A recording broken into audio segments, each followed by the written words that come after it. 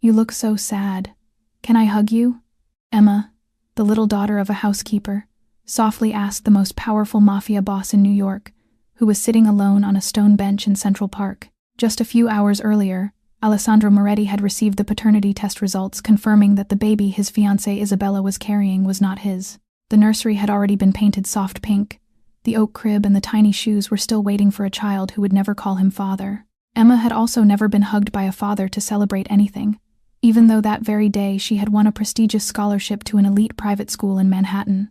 After a moment of hesitation, the man who had once ordered executions without his hand ever trembling slowly opened his arms. When Emma ran forward and hugged him tightly, the mafia boss who believed his heart had turned to stone after years buried in the underworld suddenly wept, not knowing that this innocent hug was about to change both of their lives forever, and would pull an entire mafia empire into a life-or-death war to protect the one thing left worth protecting. Emma stepped back from the hug and smiled up at him, her small hands still resting lightly on his coat. Alessandro looked down at her, his throat tight, his voice rougher than he wanted it to be. "Why me?" he asked quietly. "There are hundreds of people in this park. Why did you choose me?" Emma turned and pointed toward a large oak tree not too far from the bench, its branches heavy with late afternoon shadow. "I was sitting over there," she said. "Mom went to buy me a cupcake to celebrate the scholarship. She told me to stay where she could see me. I had my book, but then I saw you." Alessandro followed her small finger with his eyes. "The tree. The same tree where he had stood only a few hours earlier. You were standing under it," Emma continued carefully. "By yourself. You were holding some pictures and a piece of paper. You weren't talking to anyone." He felt something cold move down his spine. "You looked at the paper for a long time," she said. "Then you squeezed it in your hand like this."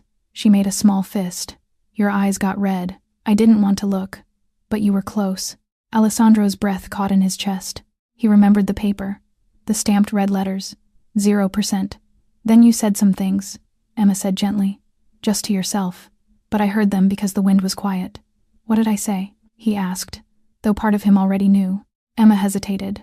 Her voice dropped almost to a whisper. "You said, 'Not my child.' You said, 'She lied to me.' You said, 'That pink room,' and 'those shoes.'"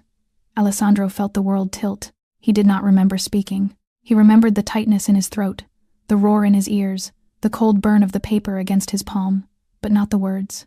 The words had come out of him without his knowing. "I'm sorry," Emma said quickly. "I didn't mean to listen.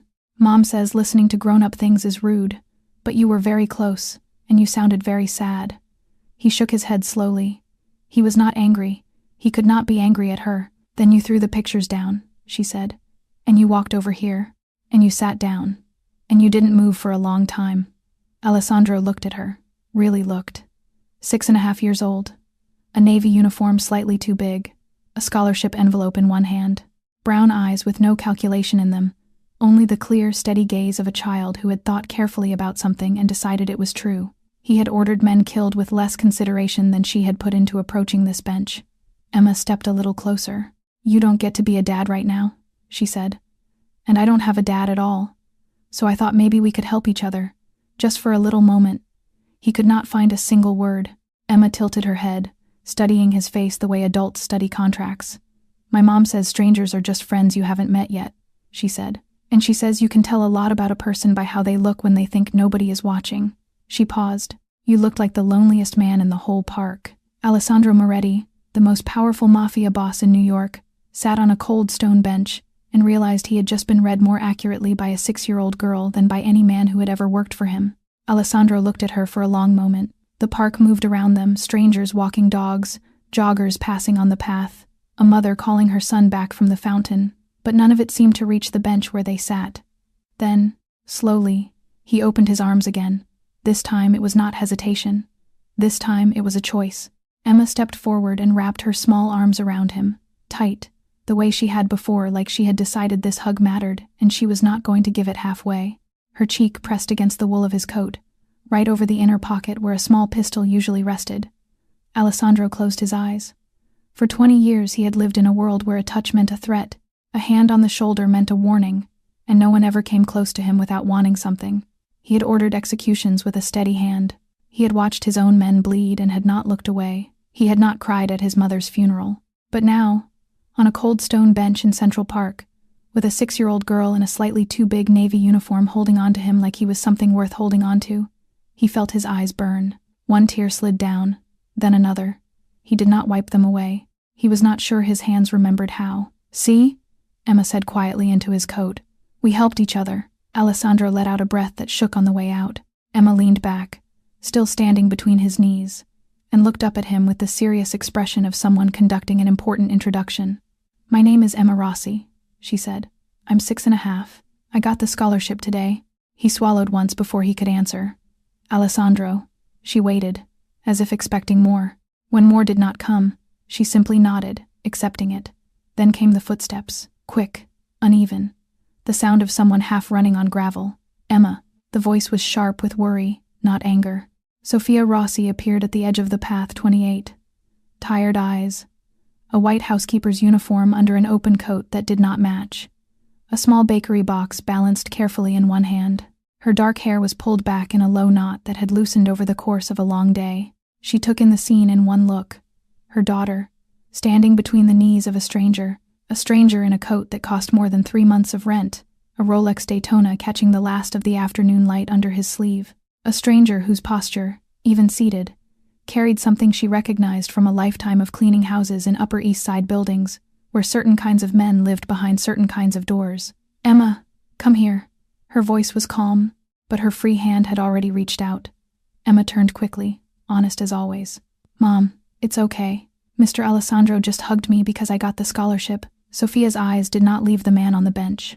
Her gaze moved fast, professional, the way a woman raising a daughter alone in New York learned to read strangers within seconds.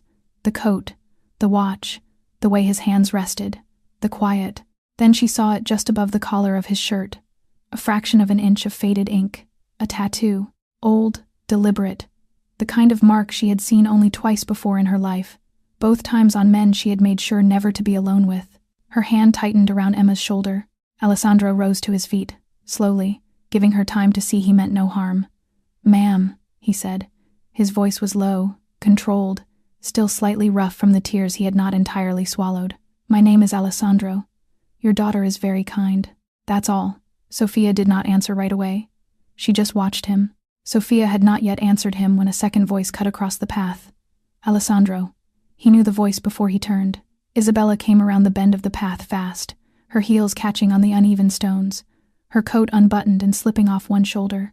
Her dark hair was tangled from wind or from running her hands through it too many times. Her mascara had smudged low under her eyes. She looked like a woman who had been searching a city all afternoon. She stopped when she saw him. Then she saw the rest of it. The little girl with the scholarship envelope, the tired woman in the white uniform holding her daughter close, Alessandro's hand still resting lightly on Emma's shoulder from where he had risen to his feet. Something broke behind Isabella's eyes. "Alessandro." Her voice cracked open on his name. "I've been looking for you since this morning. Everywhere.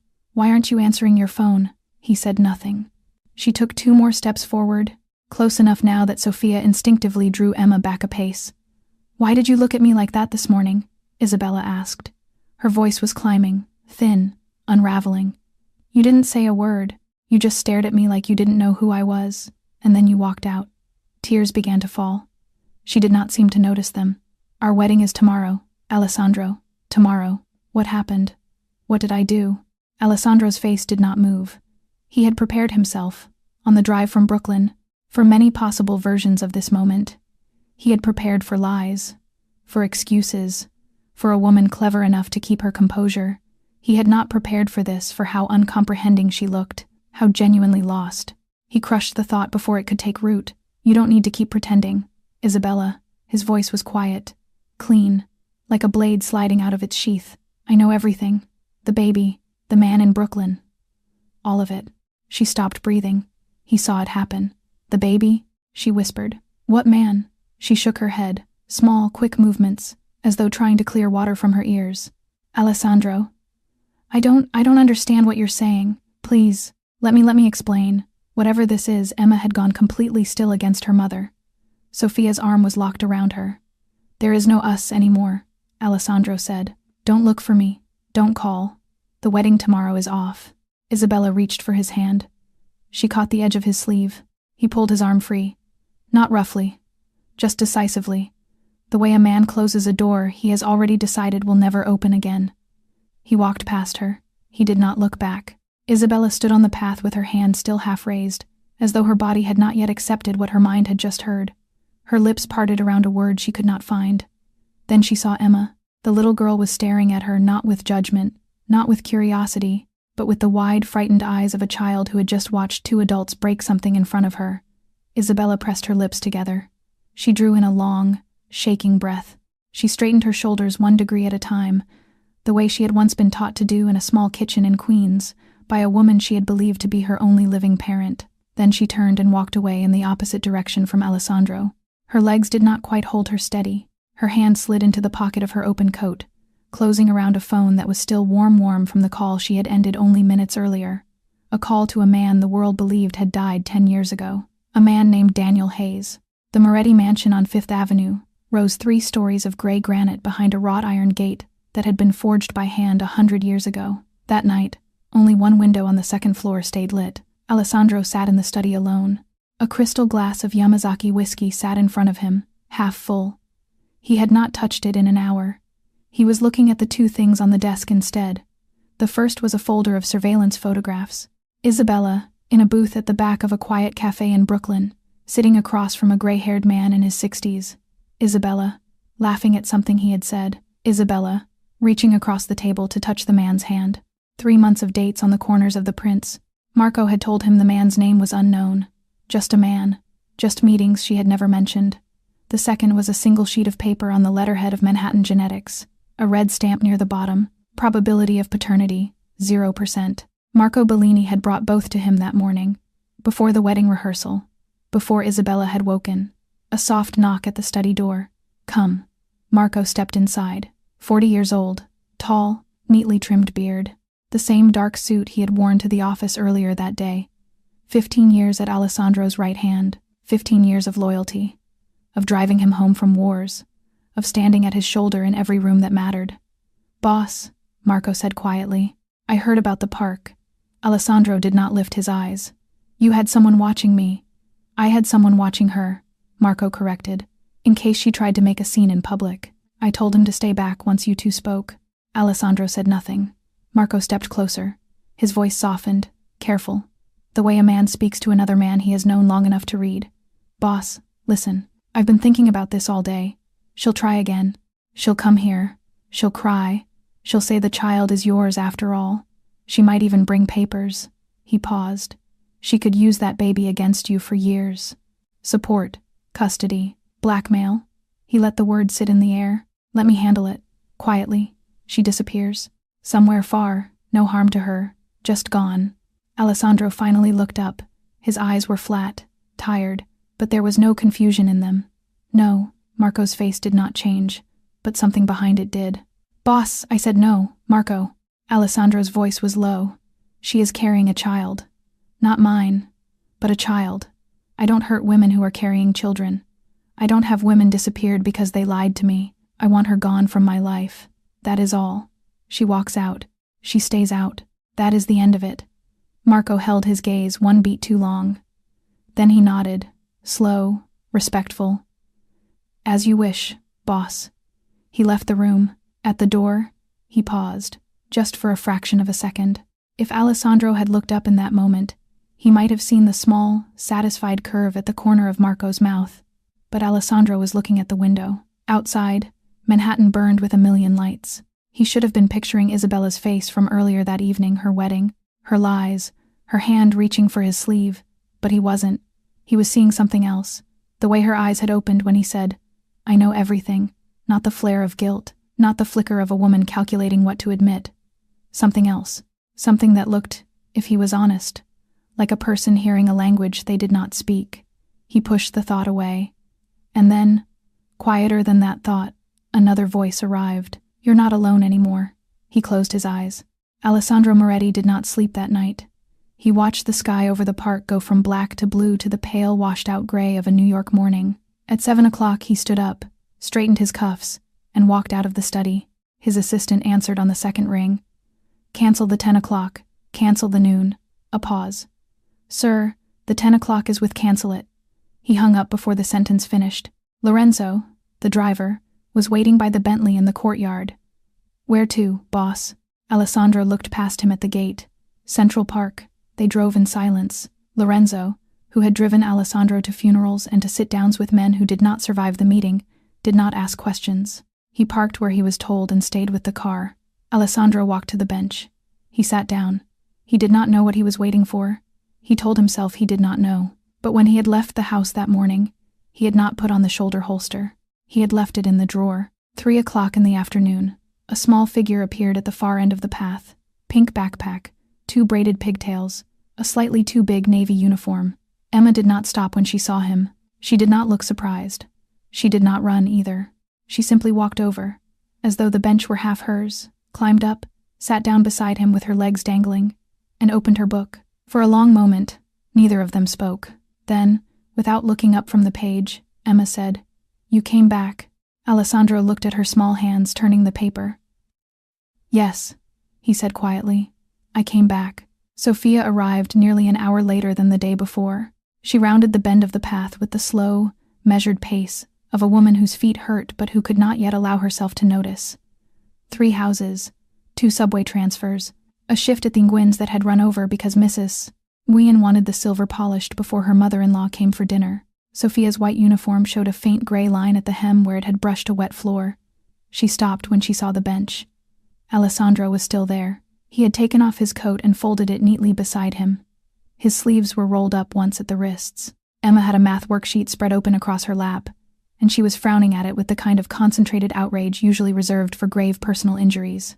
"Fractions are rude," Emma announced. "Fractions are rude," Alessandro agreed gravely. "They pretend to be numbers, but they're really 2 numbers stuck together with a line. That is a serious accusation. Mrs. Thompson says I have to add 3/4 and 1/4, and I don't know why quarters are involved. Quarters are for parking." Alessandro's mouth moved, just slightly, at one corner. It was the closest thing to a smile that had lived on his face in months. "Imagine a pizza," he said, "cut into 4 equal slices." Emma's head snapped up. "Now you're talking. You eat 3 of them. Okay. How many are left?" "1.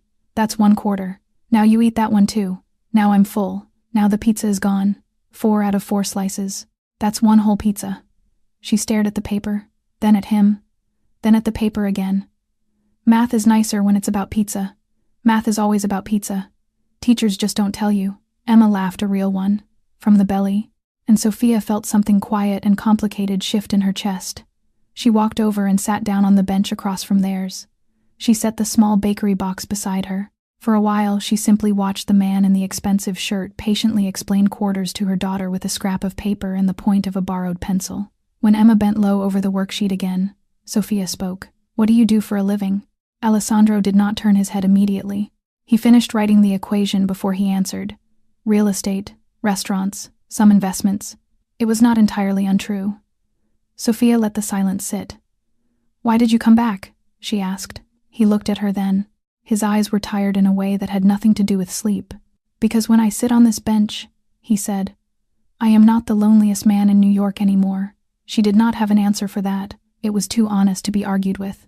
After a moment, she said, quietly, "Her father left when I told him I was pregnant. She was not born yet. He didn't wait to see her face." Alessandro nodded once, slow. He did not offer condolences. He knew better. "I clean 3 houses on the Upper East Side," she went on. "It's steady. It pays the rent. Most of the time. She's a remarkable child. I know."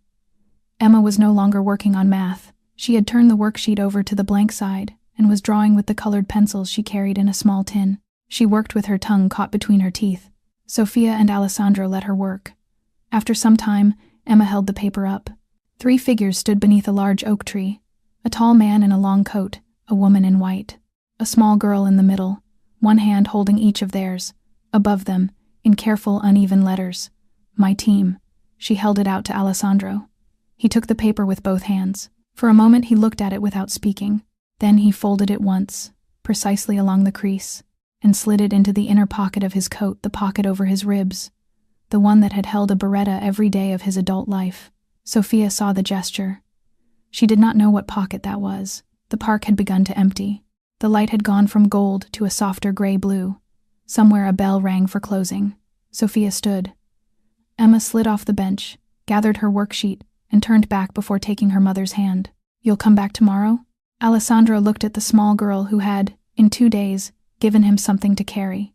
"Yes," he said. It was a small promise. He had made many larger ones in his life, and broken more than a few. But as he watched Sophia and Emma walk away down the path, the tired mother, the little girl in the pigtails, hand in hand, he understood, with a quiet certainty that surprised him, that this one he would keep. 2 weeks passed. Alessandro came to the bench every afternoon. Some days Sophia was there. Some days it was only Emma with her homework and her book and her ongoing complaints about the private school she was about to start. He learned the names of her teachers before she had met them. He learned that she preferred cinnamon apples to plain ones, that she thought dogs were smarter than most people, and that she was afraid of 2 things in life: the sound the subway made under a grate at night, and being late. One evening he brought it up carefully. "The new school is far from your apartment." Sophia's jaw tightened before he had finished the sentence. "We're managing 2 buses, if I read the map right, then a train, then a walk. We're managing. I drive past Manhattan every morning on the way to my office," he said. "It's on my route. If Emma is ready by 7:30, she wouldn't have to leave home at 6. "Alessandro, it isn't charity. Then what is it?" He looked at her for a long moment. "It's a team." She held his eyes. Her pride wanted to say no. The tired part of her, the part that had gotten up at 4:30 that morning to fold laundry before her first shift, wanted to weep with gratitude. "She did neither," she said quietly. 1 week. We'll try 1 week." The first morning, the black Bentley Bentayga rolled down the narrow street in Queens where Sophia's building stood between a nail salon and a laundromat. A neighbor on the 2nd floor opened her window to look at it. A boy across the street stopped his bicycle in the middle of the road. Emma came out in a navy uniform that hung loose on her shoulders. Sophia had bought it a size too big, on the theory that a child grew and a uniform did not. Her braids were fresh. Her backpack was almost as large as her body. Alessandro was already out of the car, holding the rear door open. "Good morning, Miss Rossi." "Good morning, Mr. Alessandro." She climbed in, dwarfed by the leather seat, and immediately began reciting the rules of the school she had not yet attended, as though rehearsal would keep her from being afraid. No running in the hallways, no shouting. You raise your hand even if you really know the answer. You are not supposed to trade food, but Mrs. Thompson said sometimes it is okay if the food is fruit. Very reasonable exception. You have to look at the person's eyes when they talk to you, but not too long, because that is called staring. How long is too long? She considered this seriously. I don't know. That is why I am nervous. By the time they pulled up in front of the school gate, the sidewalk was full of parents in cashmere coats and children in matching navy uniforms. Several conversations stopped. Several heads turned. A Bentayga in that neighborhood was not remarkable. This one, with a man in a hand-tailored charcoal suit stepping out to open the door for a housekeeper's daughter, was. Emma took his hand. He walked her through the gate. At the door, Mrs. Thompson was greeting her new students. She was younger than Alessandro had expected, kind-eyed, with a clipboard and a warm handshake. "You must be Emma Rossi," she smiled down at the girl. Then she looked up. "And you must be Emma's father." Alessandro opened his mouth. Emma looked up at him. Not asking, just watching. "I'll be here at pickup," he said to Mrs. Thompson. He did not correct her. Emma turned and wrapped her arms around his waist, quick and tight. "First day of school hug," she whispered, "so I can be brave." He rested a hand on the top of her head, just once, and let her go. She walked through the door, and did not look back. Alessandro stood there a moment longer than he should have. When he returned to the car, Lorenzo, who had seen him bury men without blinking, kept his eyes carefully forward. That afternoon he was at the school gate 10 minutes early. He had never waited outside a school before. He watched a boy get scolded for climbing a low wall. He watched a mother kneel to retie her son's shoelaces. He watched, from a strange distance, the ordinary miracle of children being fetched by people who loved them. The doors opened. Emma came out in a line of small students, backpack crooked, and on top of her head, listing to one side, a paper crown cut carefully from bright yellow construction paper. She saw him and broke rank. "Mr. Alessandro." She was breathless by the time she reached him. "I was student of the day. I got to be beeline leader. I answered 3 questions. I only got 1 wrong when I read out loud. And Mrs.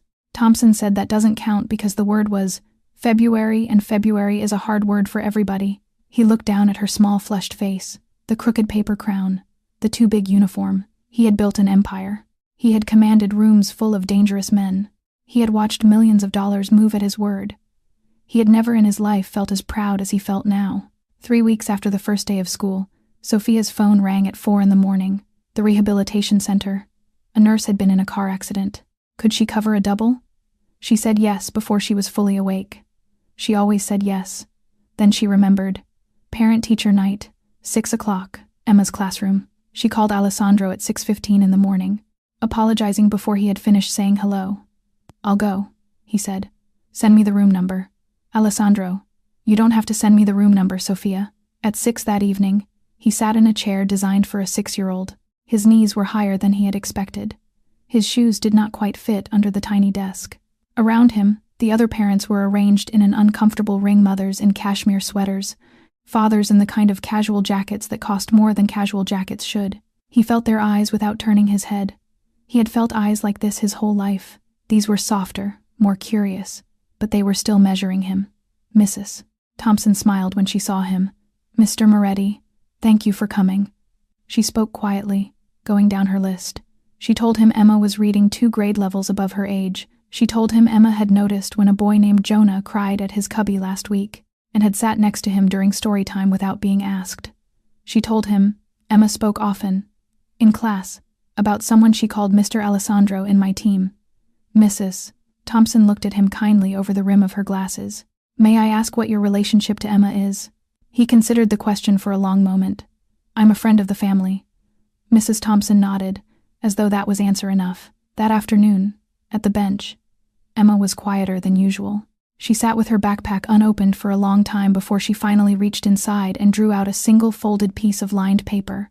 "We had to write about our hero," she said. "It has to be a real person, not a superhero. I already asked." She held out the paper. Her small fingers hesitated at the edge before letting it go. Alessandro unfolded it. The handwriting was careful and slightly uneven. A child's serious best. "My hero is Mr. Alessandro. He is not my dad, but he acts like my dad. He takes me to school and he helps me with my homework, and he listens to me when I talk a lot. One time I asked him for a hug because I got the scholarship and he said yes, even though he was very sad that day. My mom says a hero is someone who helps people when they don't have to. Mr. Alessandro does not have to help my mom and me, but he does. That is how I know he is a hero." Alessandro read it twice. He read it a third time. For the first time in his adult life, in a public place, he felt his eyes fill and he did not turn away. Emma watched him carefully. "Do you like it?" "I like it very much." She nodded, satisfied, the way she always was when a hard task had gone well. He folded the paper along its crease and slid it into his inner coat pocket, next to a smaller, older drawing labeled "My Team." Neither of them saw the black SUV parked at the far end of the West Drive. Inside it, Marco Bellini sat behind tinted glass, one wrist draped over the steering wheel. He had been there for 40 minutes. He had watched the man he had followed for 15 years sit on a bench and cry over a piece of paper handed to him by a housekeeper's child. His face did not move. Then, slowly, he reached for his phone. He dialed a number that was not in any contact list. It rang twice. A voice on the other end answered without a greeting. "It's worse than I thought," Marco said quietly. "He's not coming back from this one on his own." He listened for a long moment. "No," he said. "The girl. Start with the girl." He ended the call, set the phone face down on the passenger seat, and watched Emma laugh at something Alessandro had said, her small hand resting on the sleeve of the man who had once, without hesitation, ordered Marco Bellini to kill for him. Friday, 4 o'clock in the afternoon. The council room of the Moretti mansion smelled of cigars and old wood. 6 men sat around the long walnut table. Alessandro sat at the head, listening without speaking. On the wall behind him, a screen showed a map of the boroughs. Red pins marked the docks at Red Hook, a warehouse in the Bronx, a stretch of Brooklyn waterfront. "Torino's people have been moving through our routes for months," Salvatore was saying. He was the oldest man at the table, 68, still sharp. Not narcotics, not weapons, something quieter. "My cousin in the port union heard them talking about cargo they wouldn't name." "Children," Enzo said flatly. He was younger, blunt. "It's children. Everybody knows it. Nobody wants to say the word." The room went still. Alessandro looked down at the map. He had heard the whispers for weeks. He had told himself he would deal with Vincent Torino once his own life stopped bleeding. He had told himself another week. Another week. His phone vibrated against the table. "Sophia, He raised one finger without looking up. The room fell silent. He answered, "Alessandro." Her voice was already wrong. High, thin. "Emma didn't come to Mrs. Chen's. School ended over an hour ago. She's not there. She's not answering the little phone. I don't know where she is." He was on his feet before she finished the sentence. "Stay in the apartment. Stay by the phone. I'm sending Lorenzo for you. Alessandro, Sophia, stay by the phone." He hung up and looked at the men around the table. The meeting's over. He was already moving. In the car, Lorenzo drove and Alessandro worked the phone.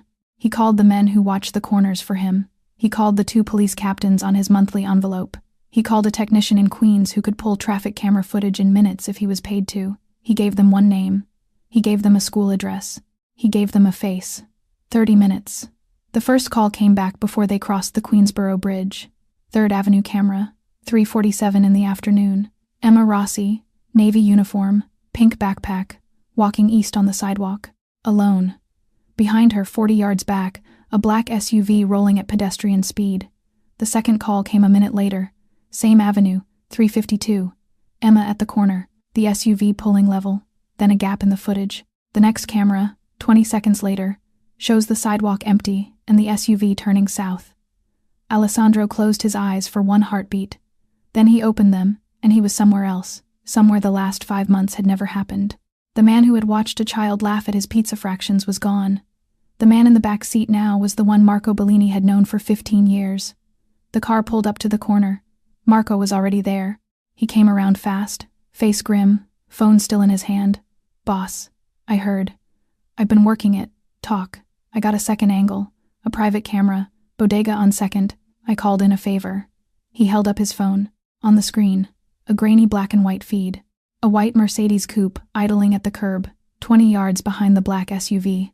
351, 352.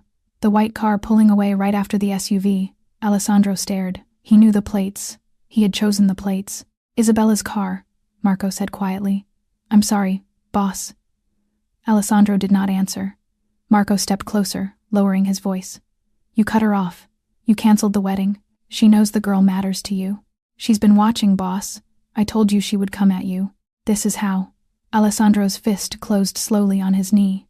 When he opened it, there was blood in the crease of his palm where his nails had cut through the skin. He said nothing all the way back to the mansion. Sophia was waiting in the front hall by the time they arrived. She had run half a block from the car. Her white uniform was streaked with something she had spilled on the drive. Her eyes were already ruined. "Did you find her? Did you?" He caught her elbows as her knees gave out. He held her upright. "Alessandro, please, please tell me." He looked down at the woman whose daughter had walked up to him, on the worst afternoon of his life, and asked him for a hug. "I will find her," he said. He was not making a promise to Sophia. He was giving an order to himself. Alessandro was still holding Sophia upright in the front hall when the intercom buzzed. The guard's voice came through, tight and uncertain. "Boss, she's at the gate." Alessandro's head lifted slowly. "Who?" "Miss Isabella, and a man with her, older. She's asking to come in. She says," the guard hesitated. "She says she knows where the girl is." For a long moment Alessandro said nothing. He was already reaching for the second phone in his pocket to order her held. He would question her himself. He would find Emma before nightfall. Then he heard Isabella's voice come through the intercom. She had leaned in close to the speaker at the gate. "Alessandro, let me in. I know where Emma is, and I know why you left me 2 months ago." He went very still. He turned to Enzo, who had come in behind him. "Bring her through. Search the man. Search her. Bring them straight to the study." He handed Sophia over to Marco's aunt, the old housekeeper who had known him since he was 6 years old. "Take her upstairs. Give her tea. Do not leave her alone." Then he walked to the study, and as he walked, his right hand slid under his coat and rested on the grip of the Beretta at his ribs. Isabella entered first. She did not look like the woman who had cried on the path in Central Park. Her hair was pulled back. Her eyes were red but steady. She wore a plain dark coat over a plain dark dress, and flat shoes, clothes chosen for movement, not for a meeting with the man she had once been going to marry. The man behind her was in his 60s. Tall, lean, silver hair cropped close. He walked like someone who had spent decades measuring the distance to every exit in every room he entered. Alessandro closed the door behind them. His hand did not leave his coat. "Speak." Isabella did not sit. "After you walked away from me in the park," she said, I did not do what you thought I would do. I did not go home and cry and wait. I called every hospital in the city thinking something had happened to you. When you did not answer, I went to your office. When they turned me away, I went to your mother's grave, because I thought you might be there. You were not." Her voice did not shake. "So I started to think, you are not a man who leaves without a reason. You are not a man who calls off a wedding on a whim. Someone had given you something. Someone had put something in your hand that morning that made you look at me like a stranger." She took a step forward. "I did not know what it was, but I knew someone had staged it." Alessandro's jaw tightened. He did not speak. Isabella turned slightly and looked at the man beside her. "So I went to the one person in the world who could help me find out. This is Daniel Hayes. He is my father." Alessandro's eyes moved to the man's face. He knew it. Not from a memory, from a photograph. 3 months of photographs. Booth in a Brooklyn cafe. Coffee cups. A hand on Isabella's hand across a small table. The photographs Marco had put in front of him. Daniel Hayes reached slowly, showing his hands, and drew a leather billfold from his inside pocket. He opened it and set it on the desk. A federal badge. FBI. A name that matched. "I've been officially dead for 10 years, Mr. Moretti," Daniel said. His voice was low and even. "I let my family bury an empty coffin so I could work a case that no one else could get inside. That case is Vincent Torino, human trafficking, children." Alessandro's grip on the beretta did not loosen, but something in the line of his shoulders shifted, half an inch. Isabella's eyes finally began to spill. "I found out 3 months ago that he was alive, Alessandro. He contacted me himself. He needed help. He needed a name inside a world he could not reach. I met him in Brooklyn because it was the only place he could safely come. I was going to tell you after the wedding. I begged him to let me tell you sooner. He said no. He said the case would collapse, and children would die." She took another step. "I never betrayed you. Not once. Not for a minute." Alessandro looked at the photograph still spread on the desk from earlier that week. Isabella, laughing across the small cafe table. Isabella touching the hand of the gray-haired man. His throat moved, and the DNA test? He did not recognize his own voice. It sounded like it belonged to someone standing outside the room. "The child in your belly is not mine." That is what the paper said. Daniel Hayes stepped forward and set a thick manila folder on the desk beside the badge. "The paper you received was falsified, Mr. Moretti. The sample was switched at the lab. The child is yours." He tapped the folder once, "And we have every piece of evidence for who paid to have it done." Daniel Hayes opened the folder. He turned it toward Alessandro and slid the top photograph across the desk with 2 fingers. A restaurant in Little Italy, a back booth. The lighting was dim, but the faces were sharp. Marco Bellini sat across from a man in his late 50s in a lab coat under a jacket. A leather briefcase rested on the seat between them. Daniel laid the second photograph on top. The lab coat was gone. The briefcase was open. The 2 men were shaking hands. "Dr. Peter Halloran," Daniel said. "Director of Manhattan Genetics. The lab that processed the paternity test on your fiancée and yourself." Alessandro did not touch the photographs. He looked at them. Daniel placed a 3rd page on the desk. A bank transfer record. An offshore account. A sum. $50,000. "Marco Bellini paid Halloran to swap the sample," Daniel said. His voice was as steady as if he were reading a weather report. "The true result was destroyed the same day. The paper you were given was manufactured. The child your fiancé is carrying is yours, Mr. Moretti. She never lied to you. She never touched another man." Alessandro's chest rose once, slowly. He was not breathing. Isabella walked around the desk. She took his hand, the one that was not still resting on the beretta, and drew it forward. She placed his palm flat against her stomach through the fabric of her coat. "This is our child, Alessandro." Her voice broke on the last word. "Can you hear me? Our child. Yours." Something inside him cracked with an audible sound only he could hear. The Mafia boss who had not knelt to anyone in 20 years knelt now, slowly. His knee touched the carpet in front of her. He leaned in until his ear was pressed lightly against the small curve of her belly. He closed his eyes. For the first time since the morning Marco had put a manila envelope in his hand, he actually listened. He heard nothing. She was only 3 months along. Too early for anything, but he listened anyway, and his hand shook where it rested against her. Isabella brought her palm to the back of his head and held him there. Above them, Daniel Hayes did not look away, but he softened his voice. "There is more, Mr. Moretti." Alessandro's shoulders tightened. He did not lift his head. "Speak." Daniel set another photograph on the desk. He had to reach past Isabella to do it. A warehouse in Red Hook. A side door, two men shaking hands under a security light. One of them was Marco Bellini, the other was a heavier, older man in an overcoat, gray at the temples, an unmistakable scar cutting through his left eyebrow. Vincent Torino, Daniel said.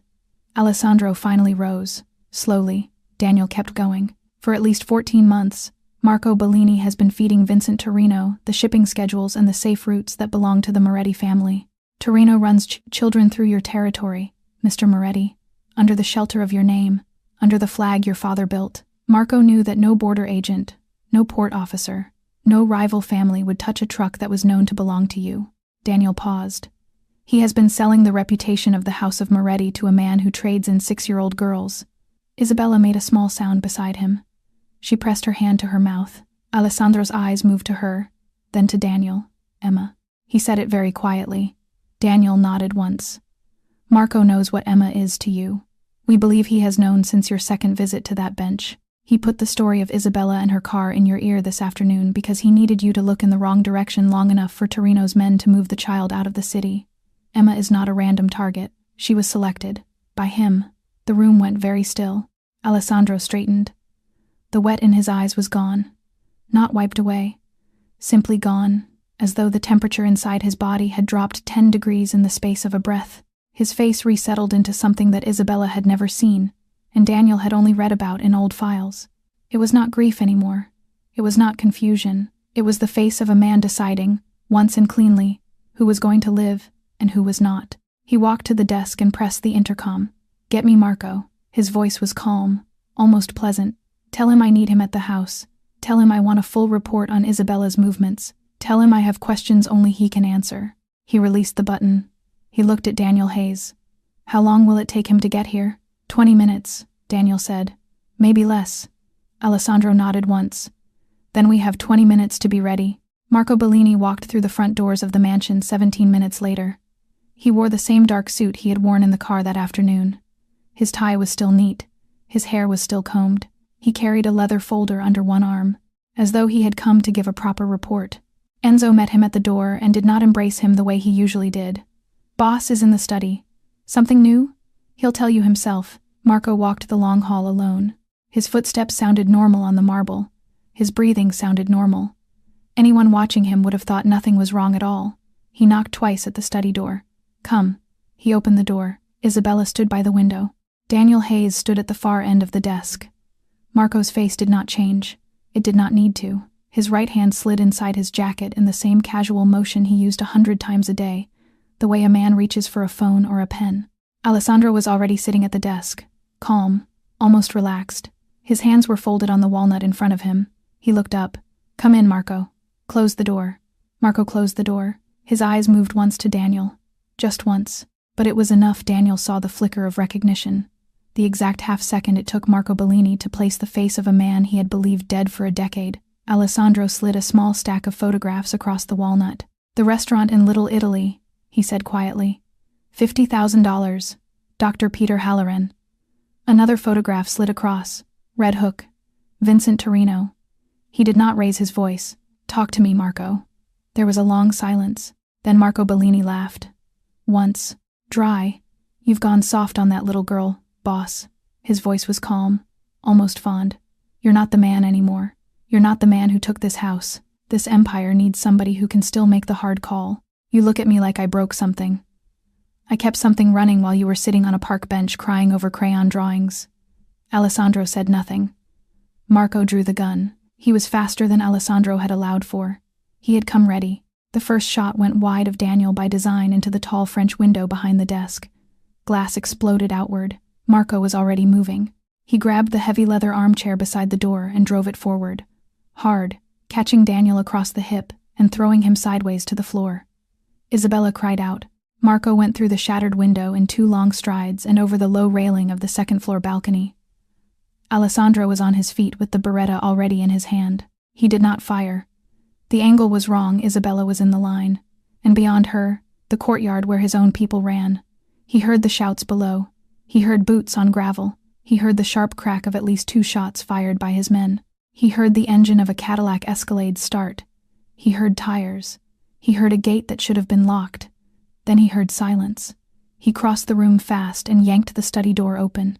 Enzo was already there, breathing hard. He took Rocco's car. Half the courtyard didn't move, boss. Half of them just stood there. Alessandro understood without needing it explained. Half of his own guards had been Marco's men all along. He walked back into the study slowly. Daniel was on his knees, pushing himself upright with one hand, his other pressed to his hip. Isabella had crossed to him. Alessandro looked at the wall. The tall, gilded mirror over the fireplace. 120 years old. His grandfather's mirror. He turned and drove his fist through it. Glass rained down. Blood opened along his knuckles in 3 long lines. He stood there with his shoulders heaving, one bloody hand still against the wall, the other still holding the beretta. "He has her," Alessandro said. His voice was almost quiet. "He is on his way to her right now, and he is going to move her before I get there." Daniel Hayes rose to his full height, one hand still pressed to his hip. "I know exactly where he is going, Mr. Moretti." Alessandro turned. Daniel's eyes were steady. "A warehouse in Red Hook, 2 blocks from the container terminal. I have surveilled it for 3 months. I have blueprints. I have shift changes. I have the number of men inside on any given night." He paused. "But we have less than 6 hours. Once the tide changes at the port, they will move the children onto a container ship bound for Rotterdam. If Emma is on that ship, no one on this side of the ocean will ever see her again." Alessandro looked down at the blood running from his hand. He looked up. "Then we don't have 6 hours," he said. "We have 4. By 4 o'clock in the morning, the Moretti mansion was no longer a home. The formal dining room had been cleared of chairs. The long walnut table was pushed against one wall. In its place, a low table covered in maps, and behind it, a white board wheeled in from the office wing. Daniel Hayes stood at the board with a black marker in his hand. He drew a rectangle, 2 stories.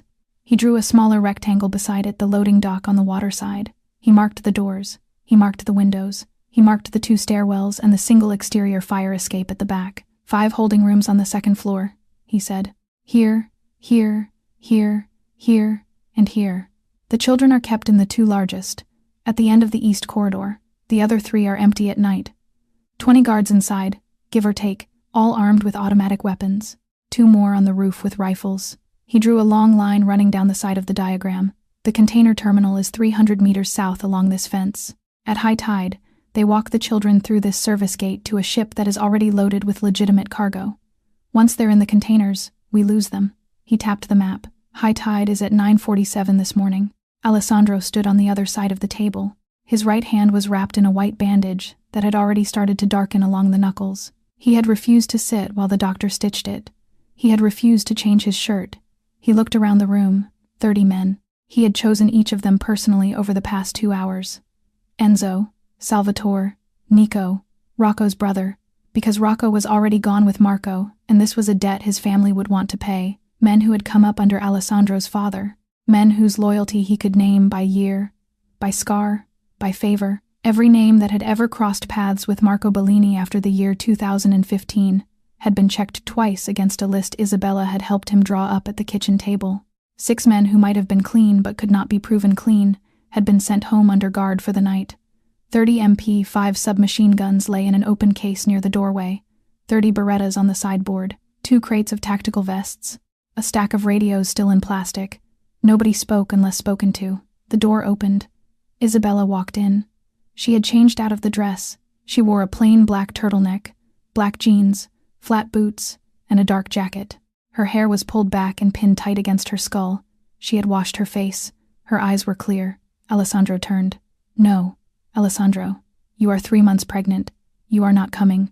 I am coming." He crossed the room to her in 3 long strides. He caught her by the elbows. Not roughly. "Isabella, listen to me. Please. I lost you once because of a lie," she said. Her voice was low, only for him. "I am not letting you walk into a room full of men with guns without me knowing every second whether you are alive. I will stay behind the line. I will stay with my father.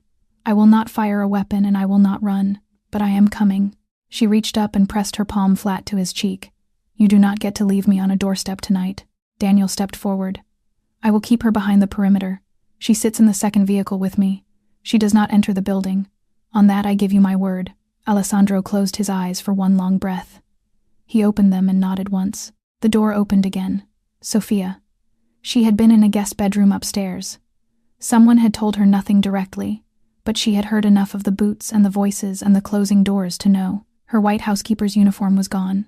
She wore a borrowed sweater that did not fit her. Her eyes were swollen shut with crying. She walked straight to Alessandro. "Take me with you, Sophia. She is my child. I know, she is my child, Alessandro." He set his hands on her shoulders and lowered his face until his eyes were level with hers. "If we fail tonight," he said, quietly, "there will still need to be a woman in this world who remembers her, who tells the story of her scholarship and her paper crown and her fractions. If we fail, that woman has to be you, not me." Sophia's mouth opened. No sound came out. Then she nodded once, small and broken, and Alessandro pulled her against his chest for the length of a breath and let her go. He turned to the men. "Vehicles at 4:30. We move on the warehouse at 5:15.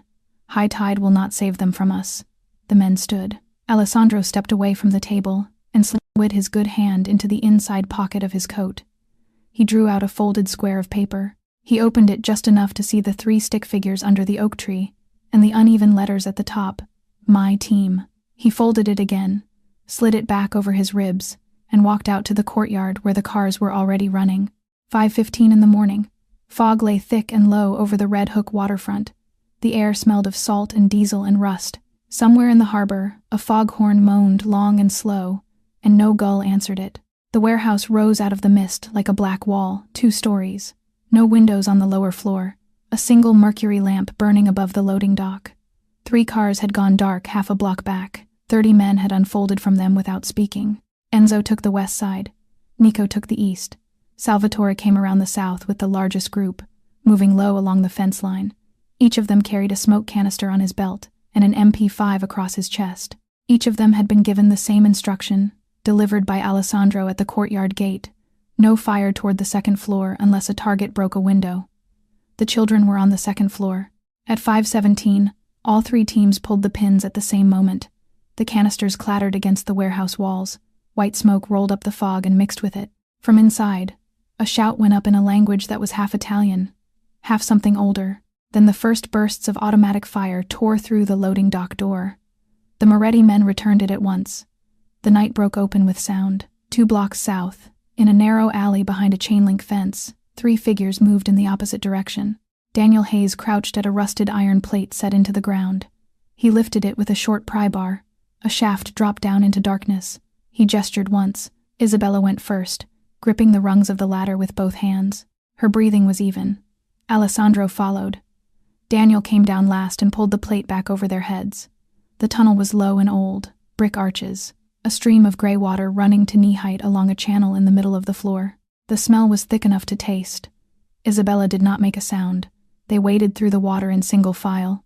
Alessandro walked in front now, beretta drawn but held down at his thigh, moving with the quiet, economical steps of a man who had learned young how to disappear inside a building. Daniel had marked the correct manhole 3 months ago. It was 92 meters in. He counted them under his breath as they went. At the 92nd, he tapped Alessandro's shoulder. Alessandro braced himself under the iron cover and lifted it 1/4 of an inch. Old storage. Wooden crates. A single bare bulb hanging on a wire. No boots. He pushed the cover the rest of the way and climbed up. He reached back to help Isabella out. She pulled herself up on her own, and only when she was standing did she allow one hand to rest briefly against her stomach. The gunfire outside was louder inside than they had expected.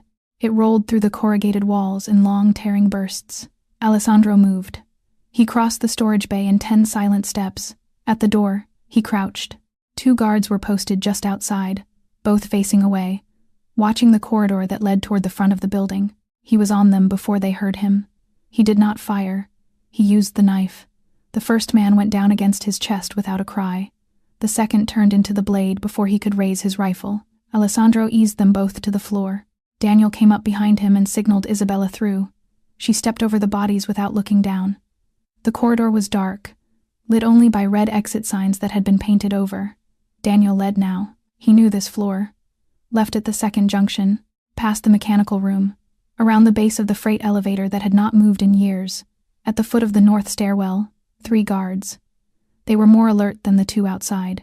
They had their rifles up, but their attention was on the ground floor. Alessandro and Daniel moved as though they had done this together for a decade, though they had never done it before.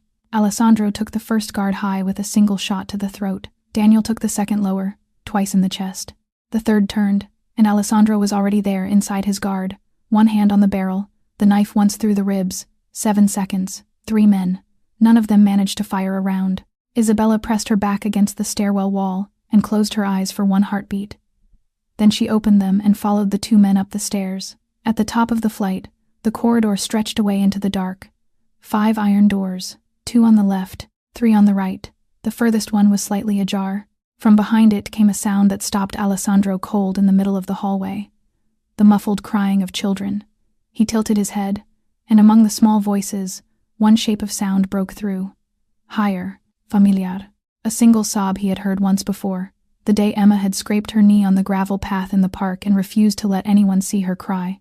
Emma. He crossed the corridor without waiting for Daniel's signal and put his boot through the first door. The iron door swung inward and slammed against the wall. Alessandro stepped through with the beretta up, his eyes moving over the room in one fast sweep. 12 children. They were huddled on stained mattresses laid directly on the concrete. The youngest could not have been more than 5. A little boy in a shirt, 3 sizes too big for him. The oldest was a girl of 9 or 10, with a bandage on her arm that had gone gray at the edges. The room smelled of mildew and unwashed clothes, and something worse underneath the smell of small bodies that had been afraid for too many days in a row. A single yellow bulb burned overhead, no windows, no blanket that had not been used until it was flat. The children flinched at the sound of the door. Then, in the far corner, one small figure stood up. Emma.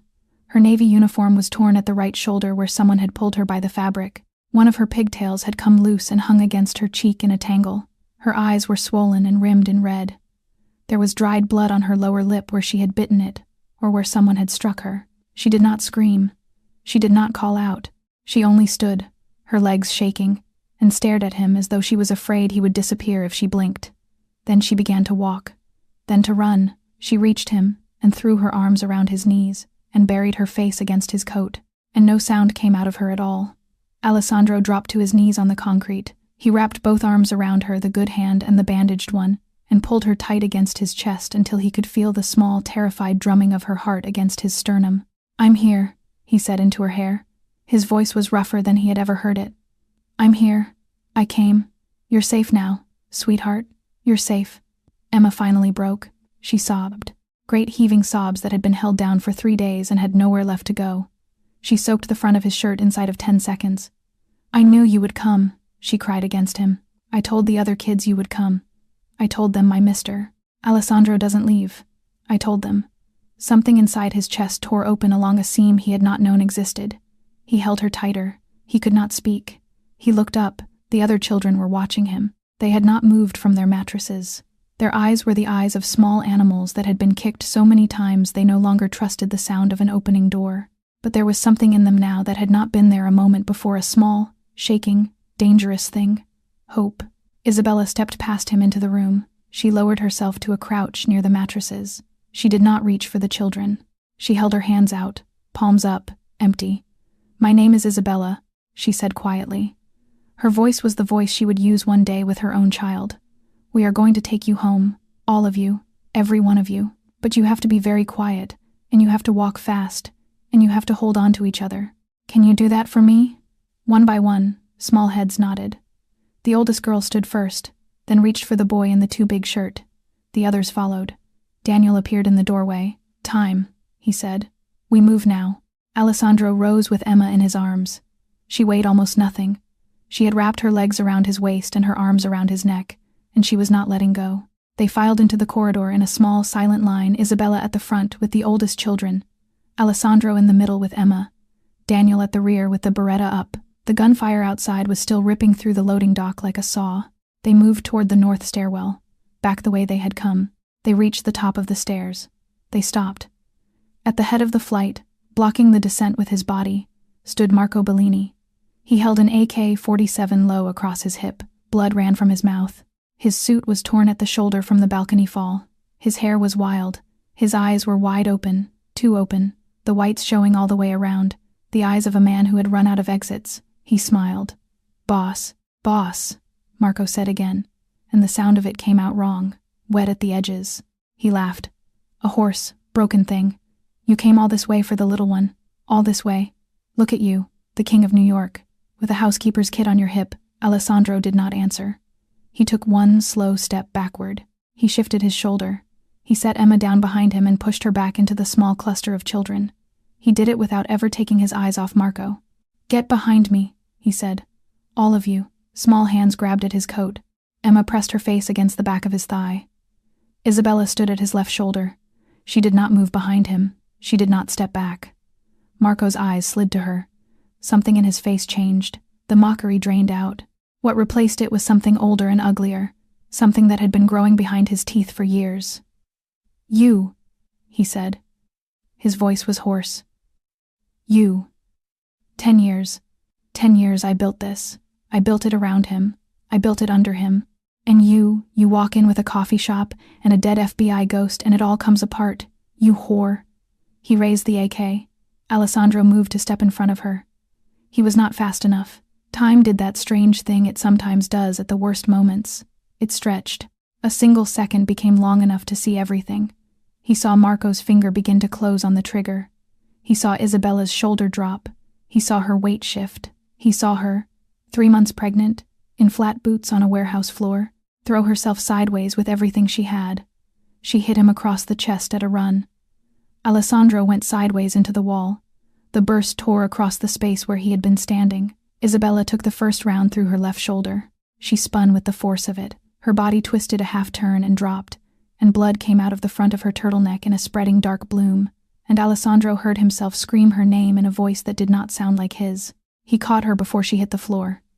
He went down with her, folding her against his chest, one arm behind her head and the other pressed to the wound. Blood was already soaking through his bandaged hand and running warm between his fingers.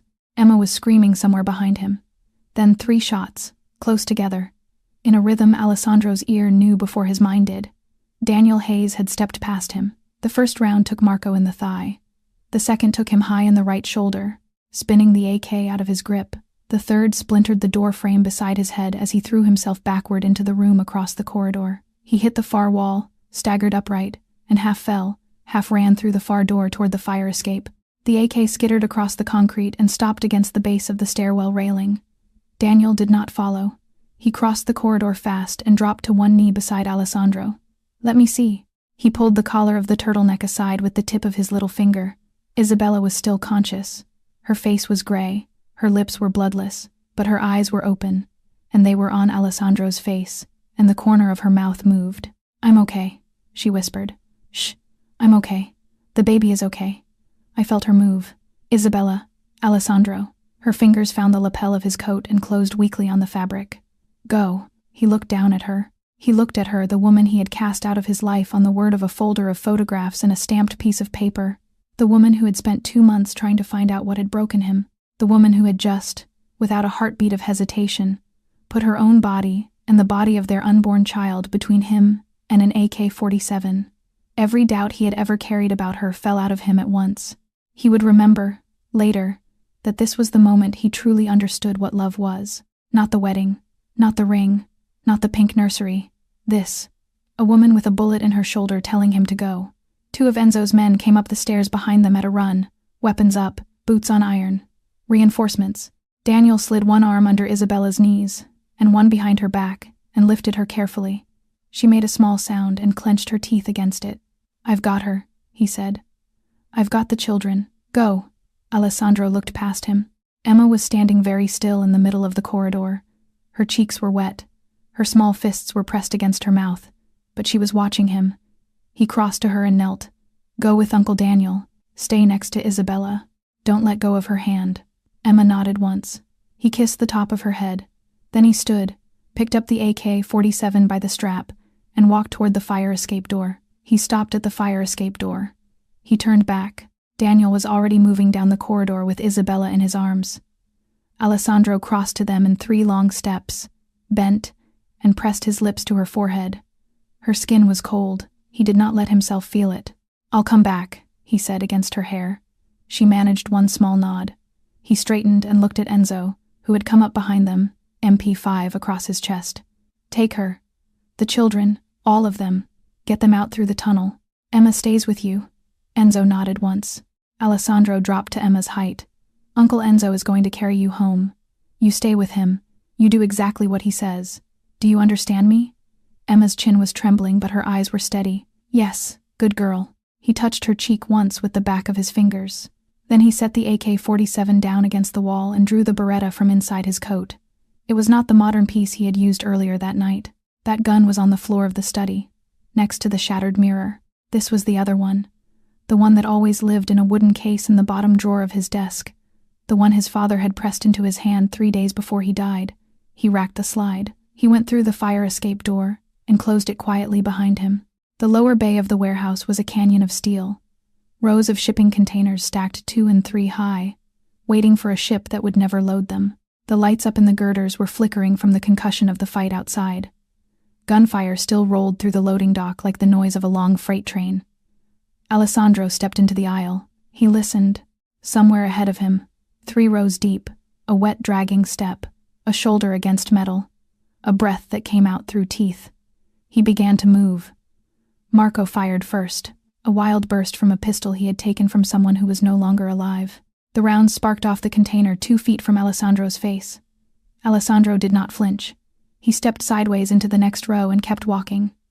Marco fired again, 3 shots, then 4. He was leaving a trail of blood on the concrete. Alessandro could see the dark ribbon of it running past his boot. He counted the rounds. He had counted rounds like this since he was 17. When he heard the click and the small metallic cough of an empty magazine, he turned around the last container and stepped into the corner of the bay. Marco was there, back against a steel wall, weight all on one leg, face white as candle wax under the blood, the empty pistol dangling from his fingers. He looked up. The 2 men who had been brothers for 15 years looked at each other across 4 feet of cement.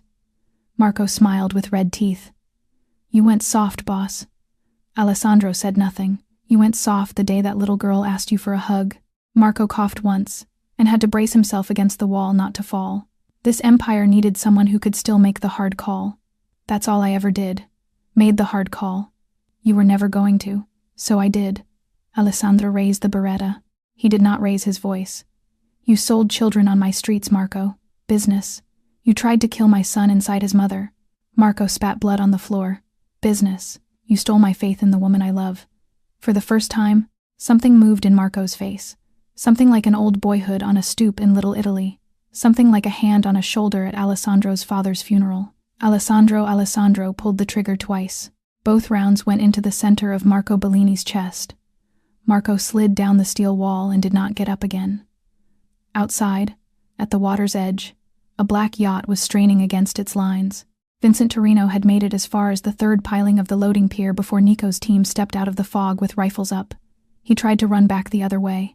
He tried to reach for the pistol at his belt. He did neither in time. 2 rounds. Center mass. He went over the side of the pier into water the color of oil. The sky above Red Hook was beginning to lighten. Alessandro walked slowly back through the aisles of containers, past the row where Marco had bled, past the place where he had stood as a young man once, at 17, on his first job, out through the loading bay door and into the gray of the first morning of the rest of his life. Behind him, the smoke was beginning to clear. 2 decades of an empire built in shadow ended in the same hour that the sun came up over the harbor. Mount Sinai Hospital. A private room on the 8th floor. The blinds were drawn against the morning. Machines hummed softly along one wall. Somewhere down the corridor a phone rang and stopped ringing and did not ring again. Isabella lay against the white pillows, her left shoulder heavily bandaged, an IV taped to the back of her right hand. A monitor beside the bed showed the steady green line of her heartbeat, and on a second smaller screen, another line, faster, smaller, the heartbeat of the baby she was carrying. The surgeon had come in twice. The bullet had entered high through the trapezius and exited cleanly through the back of the shoulder. It had missed the subclavian artery by less than a centimeter. It had missed the lung. It had missed everything that would have made this a different kind of night. The ultrasound had shown a heartbeat of 162 beats per minute, strong and even, 14 weeks. Everything, the surgeon said carefully, looked good. She had used the word miracle only once, and had said it quietly, and had left the room. Alessandro had not left the chair beside the bed for 24 hours. He had refused food. He had refused a change of clothes. There was still dried blood along the cuff of his shirt where he had held her against him on the concrete floor. His right hand, freshly restitched by a nurse who had asked no questions, rested lightly on the mattress beside Isabella's thigh. The other hand held hers. He had not spoken to her since they wheeled her out of surgery. He had only sat there and looked at her face while she slept, and counted the small, even movements of her chest under the hospital gown. Just after 9 in the morning, her eyes opened. She looked at the ceiling first, then at the window, then, slowly, at him. She smiled. It was weak. Only the corner of her mouth, but it was hers. Alessandro raised her hand to his lips and pressed a kiss into the palm. His voice, when he found it, was so quiet she had to strain to hear. "Can you forgive me?" She began to speak. He shook his head, gently. "Please, let me." I believed a folder of photographs and a piece of paper over the woman I was going to marry the next morning. I did not give you one chance to speak. I walked away from you in a park in front of strangers. I have been in love with you for 4 years and I did not give you an hour. Isabella's eyes filled slowly. She lifted her free hand. She was still weak. It took her a moment. She laid her palm against his cheek. "I forgave you," she whispered, "the moment I stepped in front of that gun." He closed his eyes. He turned his face into her hand and stayed there for a long time. When he could speak again, he slid his hand down and rested it, very carefully, on the small curve of her belly through the white sheet. He had touched her stomach once in the study, when Daniel had told him the truth. Then he had been kneeling in shock. Now he was awake. "Our child." His voice broke over the second word. "I owe you an apology too. I did not believe in you. I let another man tell me you were not mine. I am sorry, my love. I am so sorry. I will be there the day you come. I will not miss 1 hour of your life." He kept his hand there for a long moment before he lifted it away. The door opened quietly. Sophia came in first. She had slept 2 hours in a waiting room chair. Her face was pale and lined, but her back was straight. Emma walked in beside her. Emma had been bathed. She wore new clothes, a soft yellow sweater, jeans, small white sneakers that Sophia had gone to a store to buy at 6 in the morning because she could not stand to see her daughter in anything from the last 3 days. In her arms, she carried a battered brown teddy bear that Alessandro remembered from the first week he had ridden the Bentley to school. Emma walked to the bed slowly, careful the way she had once been careful with the scholarship envelope. She did not climb onto the mattress. She did not brush against the bandaged shoulder. She only lifted her small hand and, with the utmost concentration, laid it on the round shape under the sheet. "Baby," she said softly. "It's me. It's Emma. I'm your big sister. I'm going to look after you." Isabella's eyes overflowed silently. Alessandro reached out with his good hand and drew Sophia forward until she stood beside him. Her fingers curled around the metal rail of the bed. 4 people in a quiet room on the 8th floor. 2 women. 1 man who had spent his life alone. 1 small child in a yellow sweater with her hand on an unborn baby. Nobody said the word. But in that quiet minute, without ceremony, without paperwork, without a single vow spoken out loud, they became a family. 1 week later, Alessandro called the Moretti Council together for the last time. The long room in the mansion was bright with morning light. 30 men sat around the walnut table. He stood at the head of it in a plain white shirt with the sleeves rolled once. He did not sit down. "Every illegal operation this family runs ends today," he said. "Smuggling, loans, gambling, all of it. The restaurants stay, the hotels stay, the buildings stay. They will be run clean, or they will be sold." A murmur went around the table. Old Salvatore said nothing, but his eyes were wet. "Anyone who wants to leave, leaves without a mark. Anyone who stays, stays inside the law. Anyone who lifts a hand against a woman or a child, on any street, in any city, will answer to me personally." He paused. "This is not a proposal." No one spoke.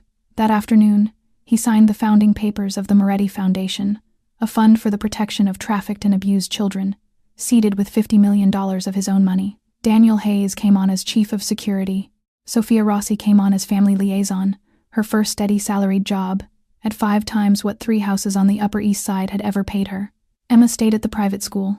Nothing about Emma changed at all. That night, in the dim quiet of their bedroom, Alessandro pressed his forehead to Isabella's. "I want our child to grow up in a world I am not ashamed to name." She kissed him softly. "That is the man I waited my whole life for."